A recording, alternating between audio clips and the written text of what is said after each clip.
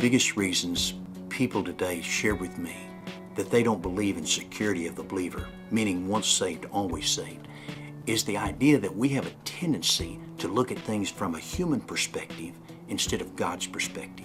What I mean by that is, we come along and we use a lot of illustrations. We say, well, how could a person commit murder be a Christian? Or how could a person who commits adultery or one of these kind of sins, how could they still be a Christian? And yet, looking at it from God's point of view, if you remember, Jesus said, you say you shall not commit a murder, but I tell you, if you're angry, you've already committed murder.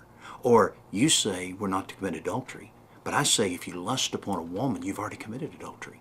So in reality, looking at it from God's point of view, sin is sin, and sin separates us from God. That means we've all sinned and fallen short of the glory of God, and only God's mercy and God's love can overcome and forgive that sin when we turn to Him. He offers freely to all who will accept it. Would you be willing to do that today, if you haven't already? Jesus.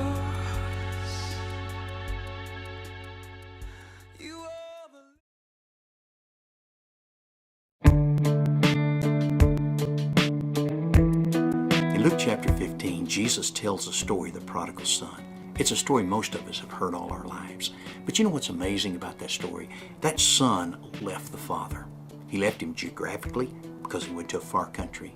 He left him behavior-wise because he acted totally contrary to the father's value system.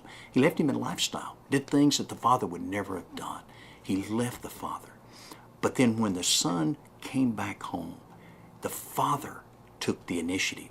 When he saw that son coming over the hill, he ran across that field, threw his arms around his son, put the robe on his shoulders, put the ring on his fingers, sandals on his feet, killed the fatted calf that they might have a big feast going on.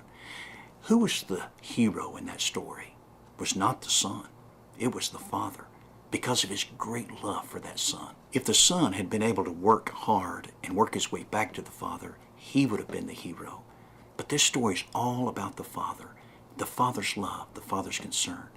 And Jesus goes on to say that that father was his father. And that's the way God looks at us. That's the way God cares about us. Share with me some of the ways that you feel God loves you and God has shown His love to you. Jesus.